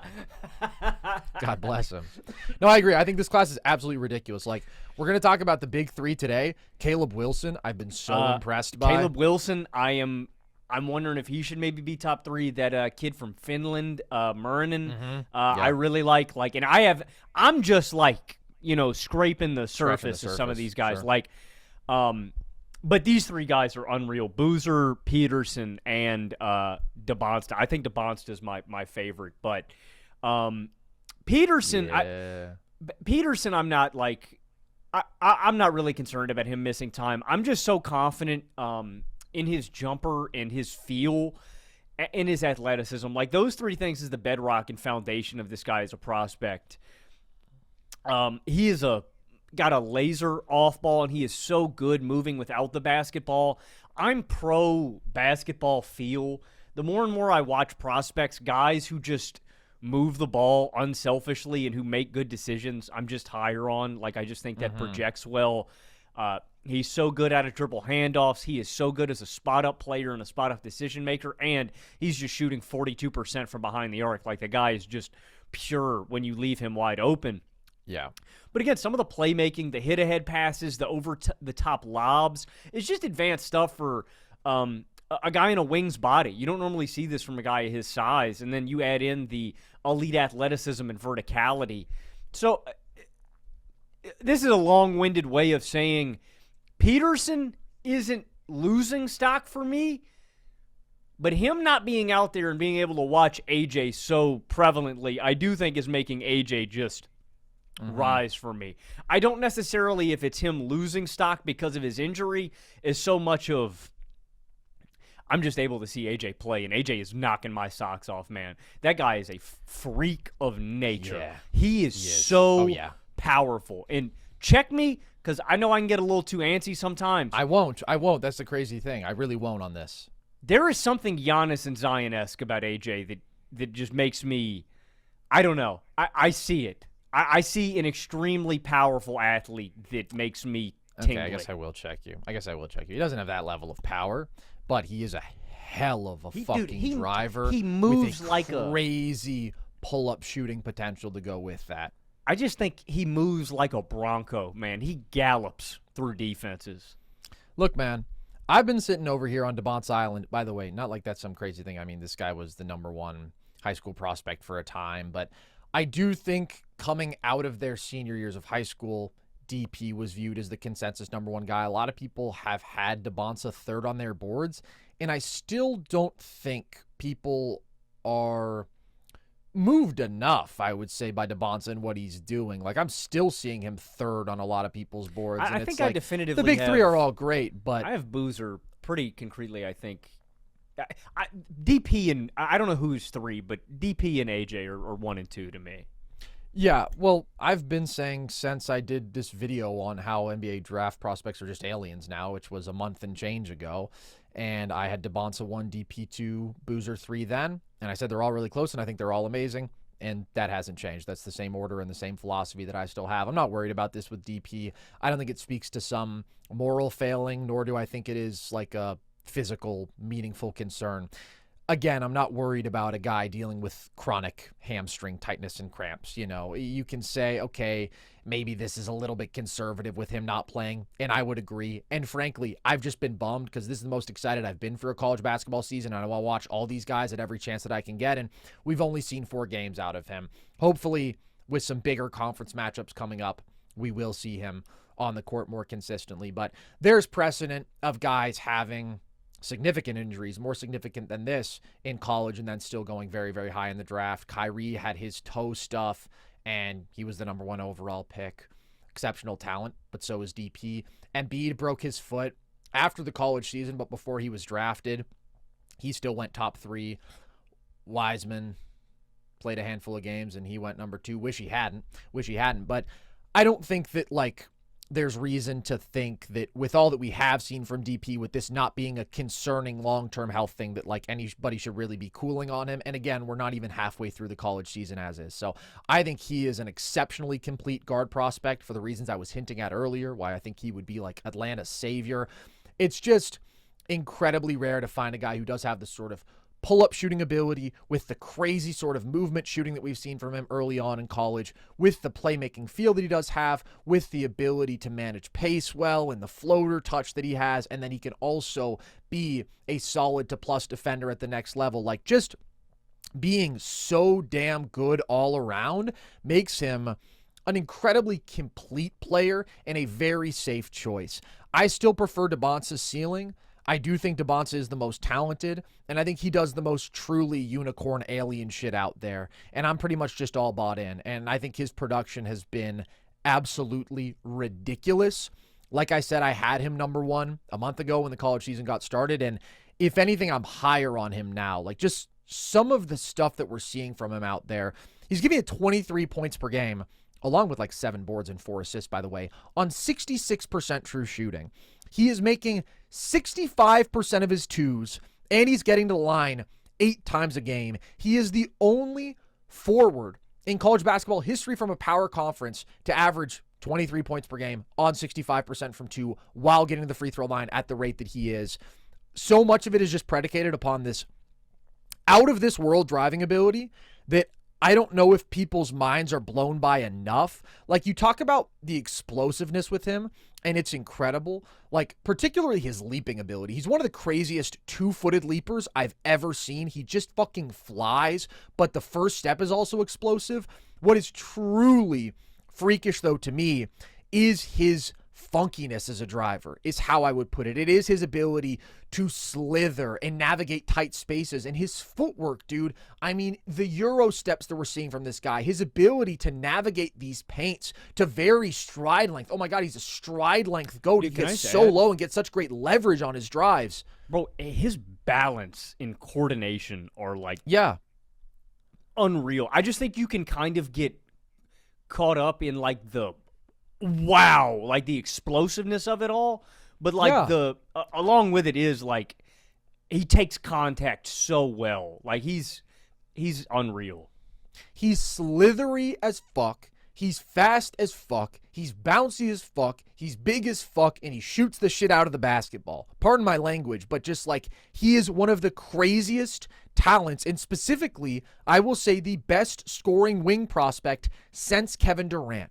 Like, this combination of driving with all the tools that he has and foul drawing ability, where he's like A++ at that stuff, and then he also shoots 50% on 2-point jumpers and can rise up, and he doesn't have to really create separation. He's just so big, and he can do it out of the post off turnarounds, and he can do it in a pull-up situation out of isolation. Like, and that's legitimately efficient, self-created offense. When you combine those two things, I mean, the inside the arc scoring profile is just like perfect. And he's averaging 1.18 points per self-created attempt right now, man. That is nuts. And that doesn't even account for the fact that he's going to be one of the best transition players in the NBA because of how he flies up and down the court. One-of-a-kind athleticism with the craft and the skill that he has. One-of-a-kind combination of driving and pull-up shooting. Like, genuinely, I don't know. I said Kevin Durant, like, they do it in different ways, but a 2014 Kevin Durant, that guy who was such an athlete, who could get to the rim so much, who got to the line 10 times a game. I'm not saying that Dybantsa is or is ever going to be Kevin Durant as a pull-up shooter, because he's Kevin Durant. He's one of a kind in NBA history in that regard. But, like, there is a Durant-esque combination there, which I have not attributed to a single other scoring wing prospect to come through. Okay, people coming with their BIKD comps, and I've always said, no, you don't compare anybody to Kevin Durant. And I'm still not explicitly doing it with Dybantsa. I'm just saying that sort of downhill, elite, driving, finishing, free throw drawing with the sort of pull-up shooting ability this guy has is incredibly, incredibly rare. He's the kind of guy who I expect to be a scoring champ in the NBA. I've never put those sort of expectations on anybody, you know? Like, I think if this guy was in the same draft class as Cooper Flagg, I would probably take Dybantsa. And I think that Flagg is amazing. I completely agree. I was going to say, dude, I think AJ's the second best prospect. Granted, I've watched. Granted, I've not had. Yeah. I haven't done this for super long, so that's not an extensive list. Number one is just Wemby, but AJ's the second guy to me, and I completely agree. I would have taken him over Flagg if they were in the same class. There's a different level of scoring ability there. Right, and there's a different level of all-around polish with Flagg, and the playmaking is way ahead of where Dybantsa's at, and the defense is way ahead of where Dybantsa's at. So look, if you would take Flagg, that's totally, totally fair. But if you just think about how much hype Flagg got, I don't think that Dybantsa's getting enough. I still don't know if the big three are getting enough. And we're early in the draft cycle, but they're fucking nuts, dude. I think this has the potential to be the best big three in any draft ever. I mean, certainly to go 1, 2, 3, because you look at 03, right?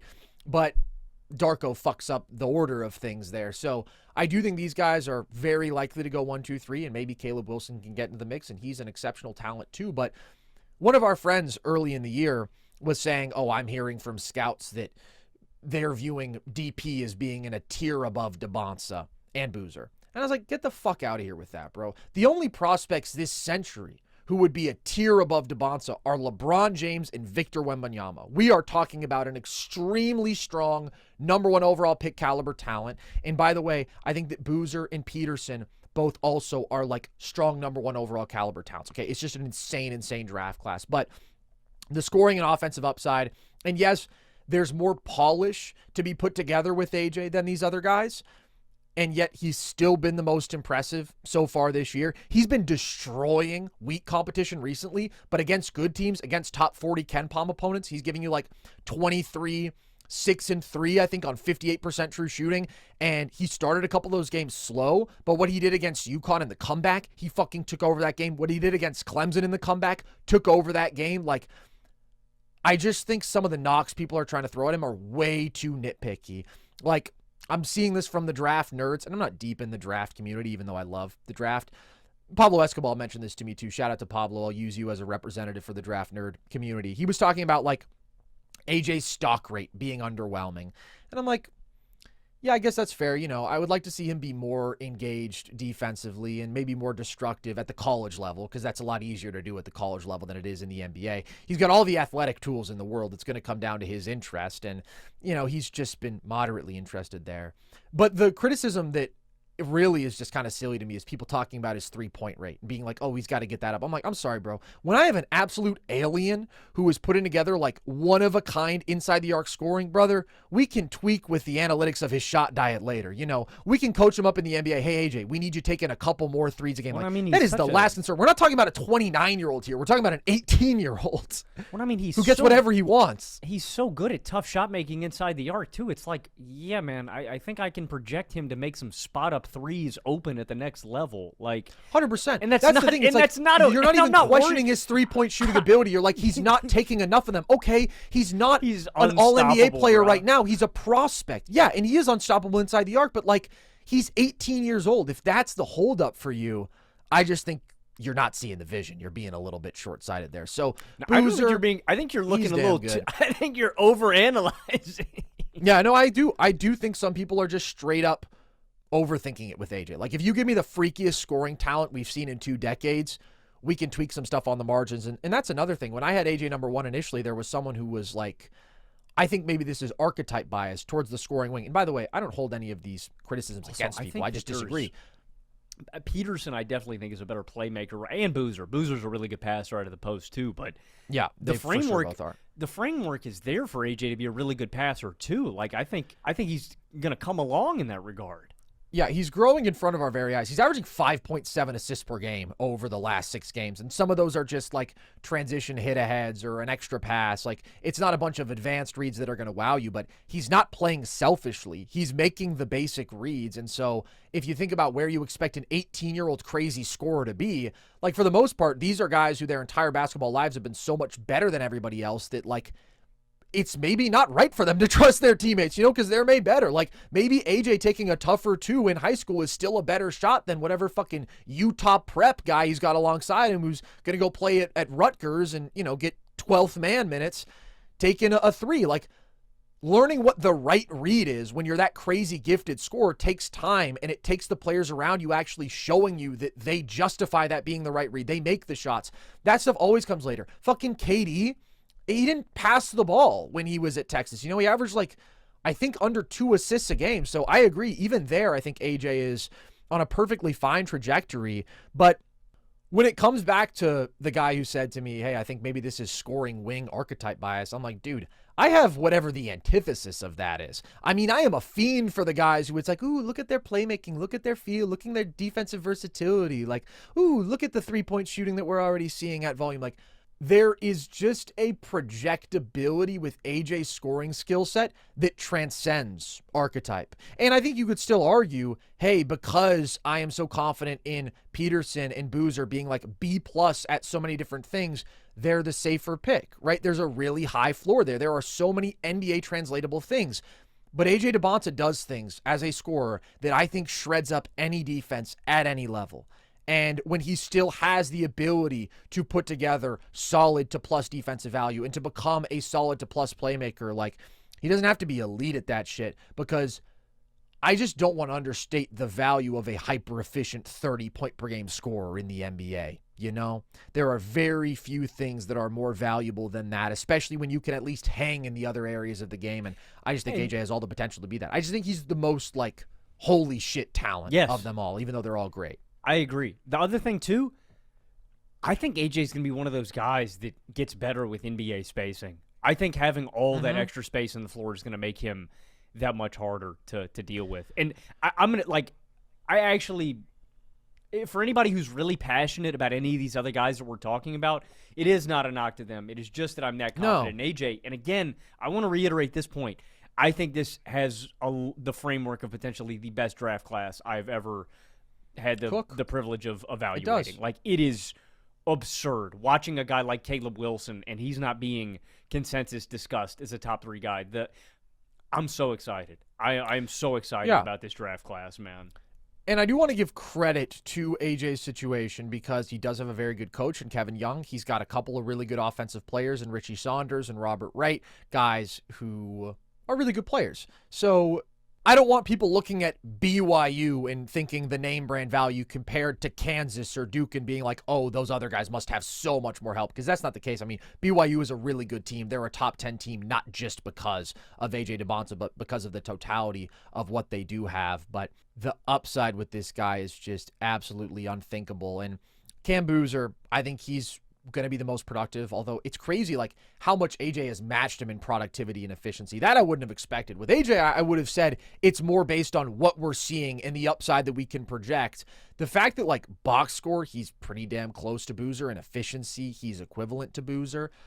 Pretty crazy. I think that Boozer is the best bet to win National Player of the Year out of them. I think there's an argument he has the highest floor, and I understand that he doesn't pop off the screen in terms of like crazy offensive upside and creation and athleticism, maybe like AJ and Peterson too do. But my take with Boozer is he excels specifically in 3 areas: power, feel, versatility. And those are 3 things that translate at any level of basketball, in any setting, especially when it comes to actually driving winning. He is so good at so much. He may not be a conventional rim protector, but he's versatile defensively. He is an elite rebounder. He is a very high field passer. He's a guy who gets to the line a lot. He's somebody who can punish mismatches out of the post, who handles, puts the ball on the floor well for his size and build, and is this power driver who can knock down threes off the catch. Like, Boozer does a lot well.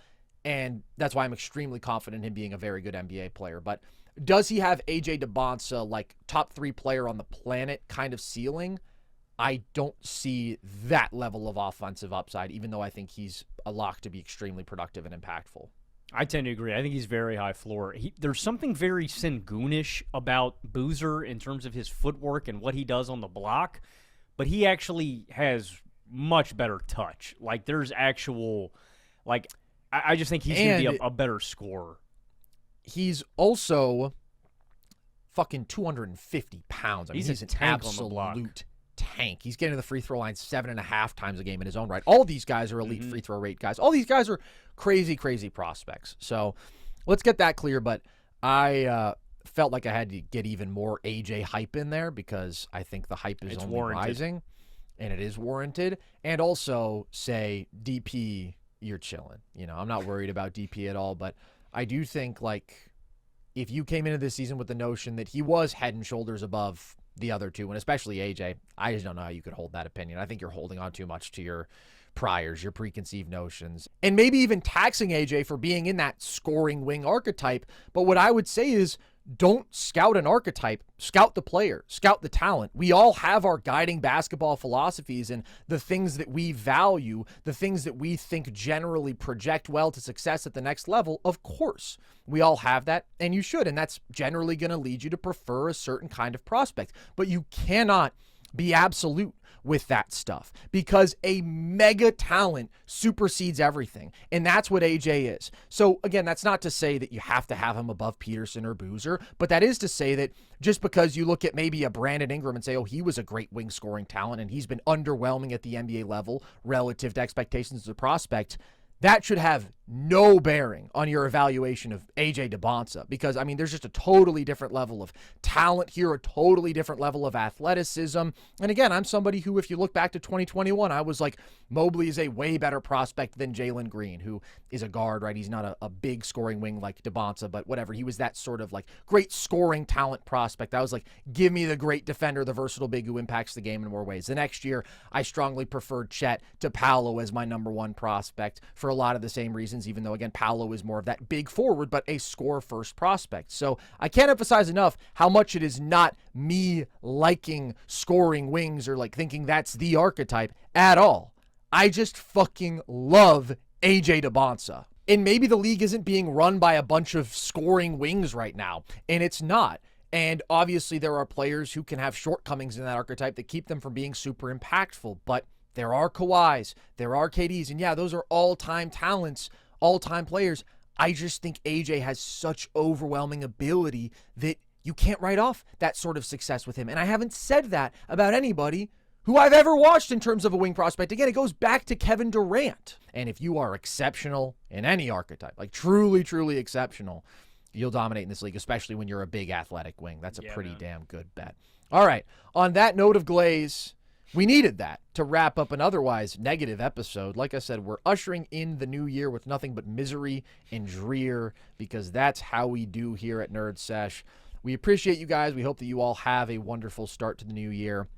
And if you want us to shepherd you into the new year, then you know where to find us. You can find all of our full episodes on YouTube, along with the video essay, video breakdown content that we do, mostly on the NBA. You can listen to full shows across all audio platforms. And as Logan so tactfully plugged earlier, social, baby. That's where you get the trivia. That's where you get the clips from the show. That's where you get graphics from the show. Nerd Sesh, Instagram, TikTok, Twitter is at nerd_sesh. And if you want, you can join our community on Discord and chat with the gang over there. So with that, as always, appreciate you guys. I've been Carson Brabber. I have been Logan Camden. And this was Nerd Sesh.